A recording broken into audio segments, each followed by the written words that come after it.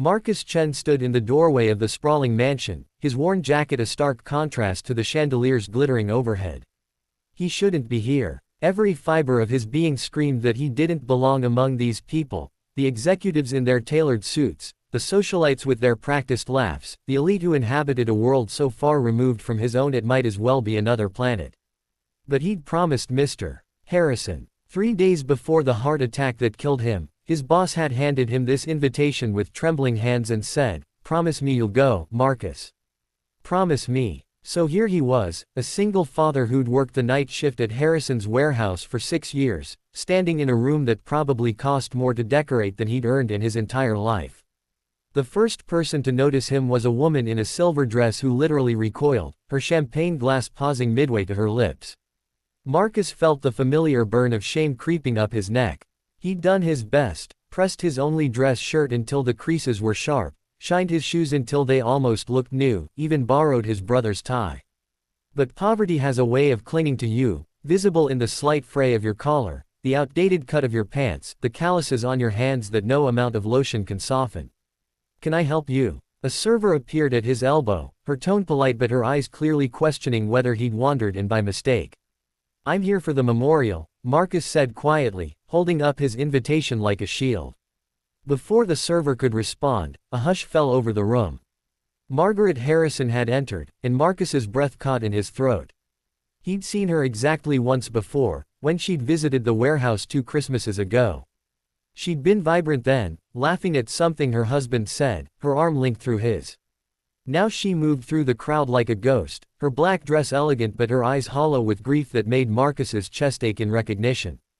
He knew that look. He'd worn it himself 4 years ago when Emma died, leaving him alone with 6-year-old Sophie and a mountain of medical bills that still haunted his credit score. He knew what it was like to smile at condolences while feeling like you were drowning, to nod at platitudes about time healing all wounds while wondering how you'd survive the next 5 minutes, let alone the rest of your life. Margaret was making her rounds, accepting embraces from people who looked appropriately somber while discussing stock portfolios and vacation homes in the same breath. Marcus debated leaving. He'd kept his promise. He'd shown up. Mr. Harrison couldn't fault him for slipping out before anyone else noticed he didn't fit. But then Margaret's eyes found his across the room, and something shifted in her expression. Recognition, maybe, or curiosity. She excused herself from a cluster of her husband's former business partners and began walking toward him. Marcus fought the urge to bolt. "You're Marcus," she said when she reached him. It wasn't a question. "Yes, ma'am. I'm so sorry for your loss."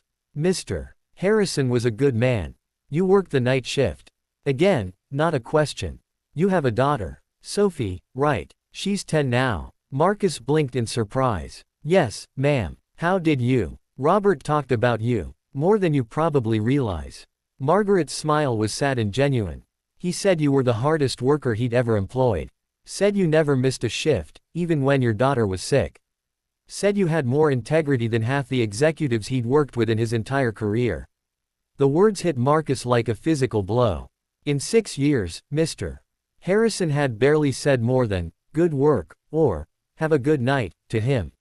He'd had no idea. "He wanted to do something for you," Margaret continued, and something in her tone made Marcus's stomach tighten with apprehension. "Before he died, Robert changed his will. He'd been planning to do it for months, apparently, but kept putting it off. Then his doctor told him his heart was worse than they thought, and he finally followed through." Marcus shook his head, confused. "Mrs. Harrison, I don't understand. He left you the warehouse, Marcus. The building, the business, everything. It's yours." The room tilted. Marcus grabbed the back of a nearby chair to steady himself. "That's not possible. There must be a mistake." "Why would he?" "Because he believed in you. Because he told me he'd watched you work for 6 years and never once saw you cut corners or call in sick or complain, even though he knew you were working 2 other jobs to support your daughter. Because he said that if more people had your work ethic and character, the world would be a better place." Margaret's eyes were glistening now. Because at the end of his life, Robert realized that making money wasn't what mattered. Making a difference was. Marcus felt tears burning behind his eyes and didn't bother trying to stop them. "Mrs. Harrison, I can't accept this. That warehouse is worth $3.2 million, according to the latest appraisal, Margaret said calmly. And you can accept it, because it's already done. The papers are with my attorney. Robert made sure everything was ironclad before he died. He knew you'd try to refuse. But your children have trust funds that would make your head spin. They're taken care of, Marcus. Robert made sure of that. This was about something else. She reached into her clutch and pulled out an envelope. He wrote you a letter. I was supposed to give it to you tonight. With shaking hands, Marcus took the envelope.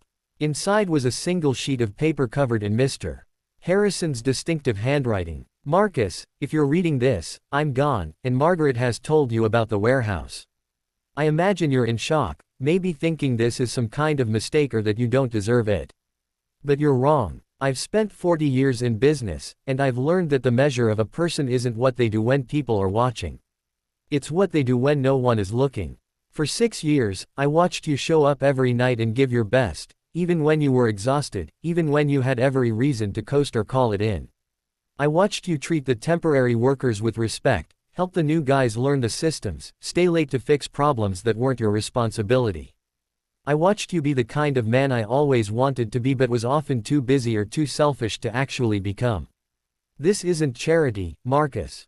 This is an investment in the kind of person who will do right by their employees, who will remember what it's like to struggle, who will build something meaningful instead of just profitable. Take care of Sophie. Take care of yourself. And maybe, if you're willing, take care of the people who work for you the way I should have taken care of you from the beginning. You've changed my life by showing me what real integrity looks like. Now let me change yours. You've earned it. Robert Harrison.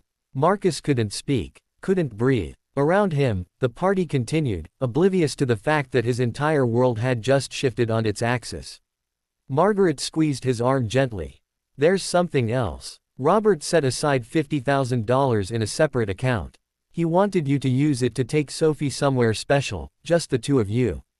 He said every kid deserves to see their parents smile without worry in their eyes, at least once. That's when Marcus broke. Tears streamed down his face. As years of exhaustion and fear and desperate hope finally found release. Margaret pulled him into a hug, this grieving widow comforting a warehouse worker while the elite of the city sipped champagne and pretended not to notice. Thank you, Marcus whispered. Thank you for doing this. For telling me. Thank Robert, Margaret said softly. And thank yourself, Marcus. You gave a dying man something precious in his final days. You reminded him that goodness still exists in this world. 6 months later, Marcus stood in that same warehouse, but everything was different. He'd kept every employee, raised their wages, added health insurance and paid sick leave. He'd promoted 3 people to management positions and started a program to help employees finish their education. The business was thriving, not in spite of these changes, but because of them. Turns out people work harder when they're treated like human beings instead of expendable resources. Sophie had her college fund now, and they'd taken that trip to Disney World, where Marcus had indeed smiled without worry for the first time in years. He kept Mr. Harrison's letter framed in his office, reading it whenever he needed to remember that sometimes, when you least expect it, kindness wins. Selflessness triumphs. And one person's faith in another can change everything. Standing in his office, watching the sunrise paint the warehouse in shades of gold, Marcus made himself a promise. He would pay it forward. He would watch his employees the way Mr. Harrison had watched him. And someday, when the time came, he would find someone who embodied the same integrity and heart, and he would give them a chance they never expected. Because that's what real legacy looks like. Not the money you accumulate, but the lives you change. Not what you keep, but what you give away. Mr. Harrison had taught him that. And Marcus would spend the rest of his life making sure that lesson lived on.